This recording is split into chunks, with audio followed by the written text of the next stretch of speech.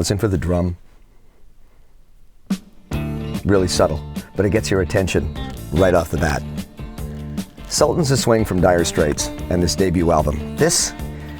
I go back to being a kid and I listened to this one radio station in Winnipeg on the AM dial, CFRW.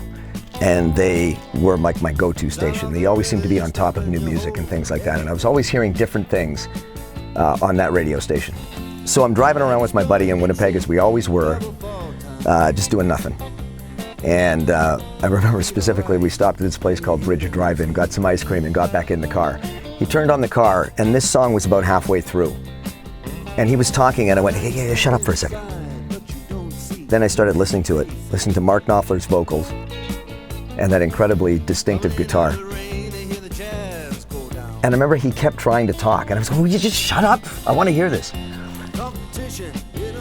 And it was one of those moments where I don't want this to sound like really too overly dramatic, but it was one of those moments where the way I listened to music changed just a little bit.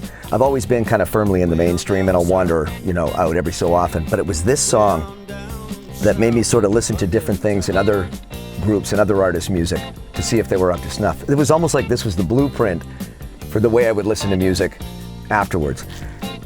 Mark Knopfler became one of my heroes, and I followed Dire Straits from this song through the debut album, through all of their albums, and I was championing their cause wherever I went. It was like, go to friends' parties, I would bring this album over.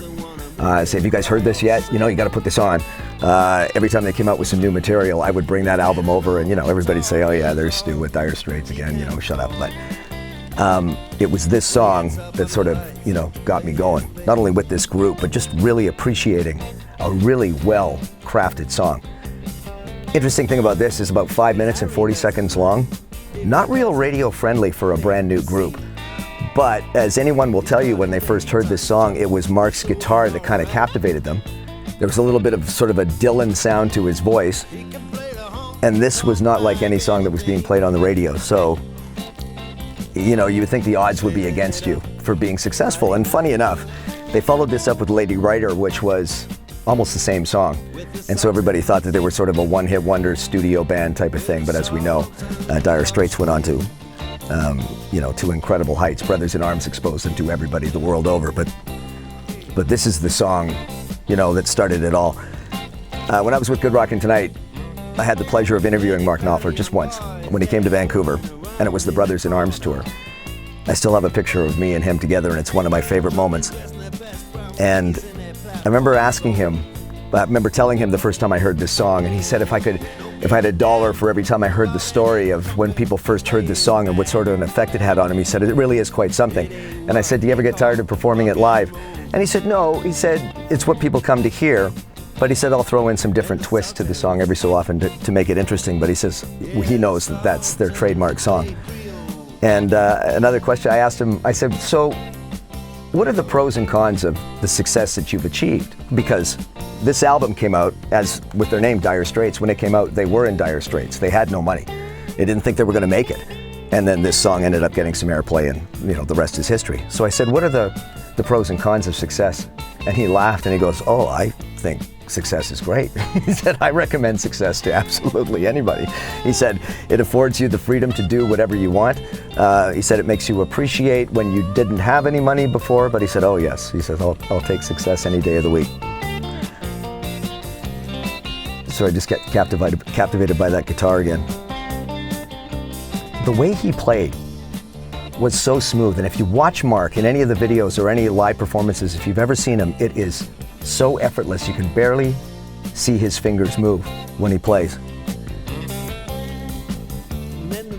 And this song is all about, where he talks about this man stepping up to the microphone. This song is all about a group that he heard across the river in the UK, and they were terrible. He said he could hear the sound coming from the club, and he wanted to know who is the band that is playing some of the worst music that he's ever heard.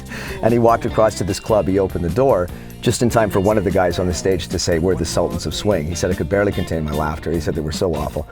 But he immediately started putting the lyrics down and putting the song together.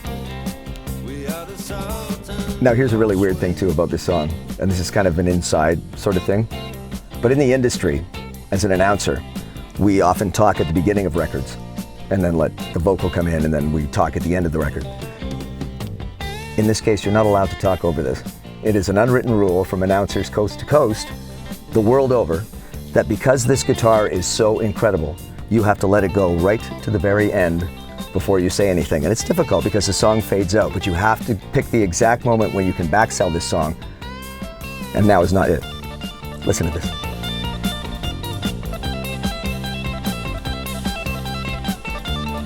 I've never missed a lick in air guitar, by the way. Check this out, now he slows it. Beautiful. Now's the time to backsell. Dire Straits, Sultans of Swing. Thanks for your time.